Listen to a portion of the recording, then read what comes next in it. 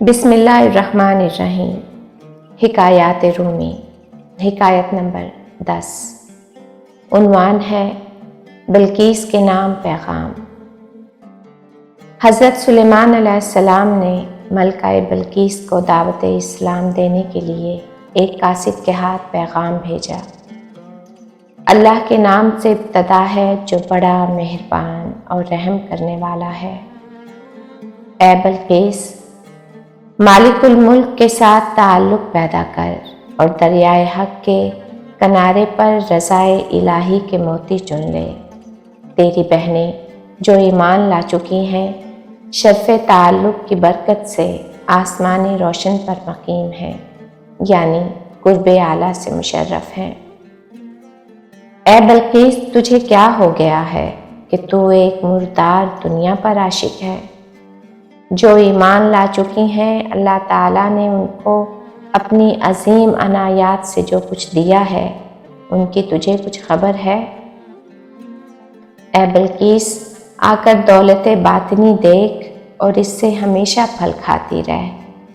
بحر جود و سخا میں آ اور بے سرمایہ کے نفع حاصل کر۔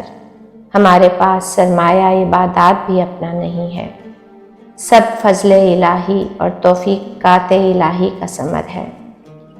تیری مومنات بہنیں سب عیش ایمانی سے لطف اٹھا رہی ہیں اور تو دنیا کا رنج و غم کب تک برداشت کرتی رہے گی؟ ملک سبا سے بیزار ہو کر سعادت کی ساتھی ہو جا۔ تو خوشی سے مثل اس فقیر کے ڈھول بجا رہی ہے جس نے اپنی تنگ دستی کے باوجود ڈھول بجانا شروع کیا اور کہا کہ میں کوڑیوں کا بادشاہ اور رئیس ہوں۔ تو کیا اس فقیر کو اس شور و غل سے کوئی بادشاہ سمجھ لے گا؟ اسی طرح تو اس دنیا کی ملکہ اور رئیسہ بنی ہوئی ہے جو کہ کوڑی سے بھی زیادہ پلید اور گندی ہے، لہٰذا اس کو ترک کر دے اور آخرت کی دائمی دولت کی طرف حریص ہو جا۔ اپنے ارادہ و اختیار سے ہدایت کو قبول کر لے، قبل اس کے کہ اس گندگی اور مردار پرستی کی حالت میں تجھے موت آ کر بے اختیار کر دے۔ موت سے پہلے اسلام قبول کر لے اور حق تعالیٰ کے قرب کی سلطنت کا نظارہ کر لے۔ قضائے الہی سے جنگ نہ کر ورنہ موت آئے گی اور تجھے کان سے پکڑ کر مالک حقیقی کے پاس لے جائے گی۔ اس وقت سوائے ندامت کے تجھے کیا ملے گا؟ جس طرح چور کو سپاہی کھینچ کر کوتوال کے پاس لے جاتا ہے، اس طرح کل کو موت تجھے کھینچ کر لے جائے گی۔ تیری بہنیں جو ایمان لا چکی ہیں اسلام کی دولت سے سلطنت لازوال کی مالک ہیں اور تو دنیائے حقیر کے لیے خوش ہو رہی ہے۔ دنیا پرستی سے باز آ جا۔ مبارکباد کا مستحق ہے وہ شخص جو اس ملک فانی کی محبت سے آزاد ہو گیا، کیونکہ موت اس دنیا کو اور دنیا کی تمام لذتوں کو ہم سے چھڑانے والی ہے۔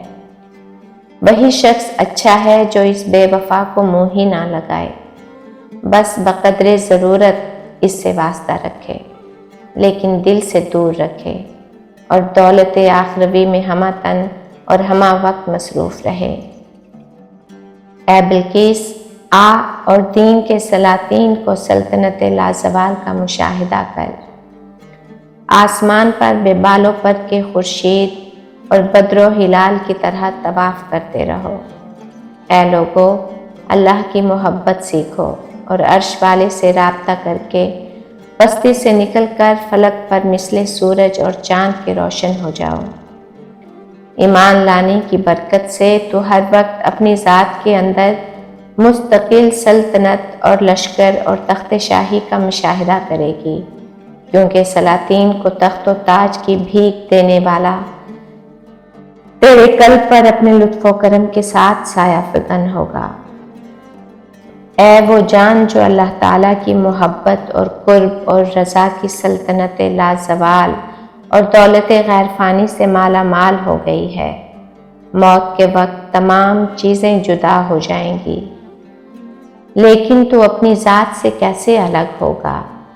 قرب باطنی جو تیری ذات میں داخل تھی، اس کو تیری روح اپنے ساتھ لے کر خدا کے حضور روبرو حاضر ہوگی۔